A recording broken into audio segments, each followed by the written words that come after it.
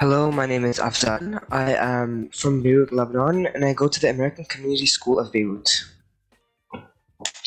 I'll be presenting on the amazing mind of Zaha Hadid.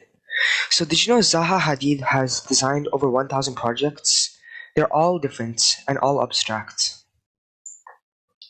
So, I'm not an expert, but I promise that I tried about this topic as I could to satisfy my curiosity.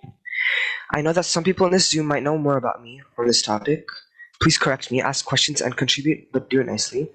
And I'm not trying to persuade you of my agenda. So, in this presentation, I'll be talking about 3 points. Who is Zaha Hadid? What made her think the way she does? And what was her impact on the world? So, let's start out on who is Zaha Hadid for those who are not aware.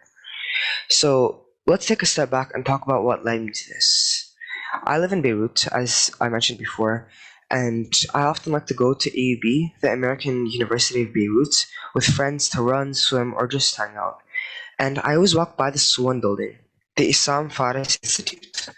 And this building was modeled by Zaha Hadid, and it sticks out so much to me because of its lighting, its nighttime view and daytime view, and how it sticks out from the other normal Lebanese buildings in AUB. Let's talk about Zaha Hadid's family. Her dad was an Iraqi economist and a democracy advocate for an Iraq political party. Her mother was an artist, and she was born in October 1950, and she passed away in March of 2016. She has 2 siblings. So, Zaha grew up in Baghdad, Iraq, and this is a photo of Baghdad in the years when she was growing up. And to pursue higher education, she went to the American University of Beirut from 1968 till 1969. After that, to pursue an architectural degree, she went to the Architectural Association from 1972 till 1977. Now let's talk a little bit about her mindset and what makes her think the way she does. So this is the Al-Wakrah Stadium in Kuwait, and not only is it in all its sports facilities, but it is also beautiful and it highlights the Zaha Hadid staple style. So we can notice that this building is very sleek, it looks modern, and it has a lot of white lines and not many sharp angles. And it looks like it should be structurally sound, but it is. So Zaha Hadid not only was an architect in her lifetime, but she also ventured into other design fields. This is the shoe that she designed, and you can straight up tell the characteristics of her architecture from this shoe. You can see the sleek designs and no 90-degree angles, which is her staple architectural style. Zaha Hadid also did some interior designing in the London Roca Gallery. Another thing that distinguishes Zaha Hadid as an architect is her website. Her website has many different floating widgets. You can change the background on demand, and everything is so customizable and configurable, and it just all screams Zaha Hadid. Now, finally, let's talk about her impact on the world.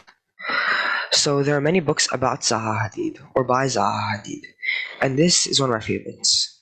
It's Zaha Hadid Complete Works, 1979 till today. This book has many large and beautiful high-resolution photos of all of our architecture. There are 360 degrees, so why stick to one? This one quote just talks about all of the Zaha Hadid philosophy in such basic language, which is why it is one of my favorite quotes of this year. Zaha Hadid is also a very worldwide architect, and she was very focused on having a diversified crew as well as portfolio. She has 450 staff, and she has built projects in 55 nations. So let's take a look at some of her projects. You can here we bring back the point about her having a mostly white color palette, a white and gray color palette, and as well as having her buildings look like they aren't meant to exist. Her building style was meant to be intriguing, and it was meant to catch your eye. So don't think outside the box, forget about the box. This is one of the famous lines used to describe Zaha Hadid's mentality and style. Zaha Hadid not only influences more mature audiences with her architecture and books, but she also has much content for the younger kids. This is one of my favorite books. It's Building Zaha. This is a picture book written by Victoria Tendler Kirilov about the life of Zaha Hadid. Thanks so much for your time. These are further sources that you can look at if you'd like to diversify and if you'd like to learn more about Zaha Hadid. And here I've stated sources for all reading levels. Thank you.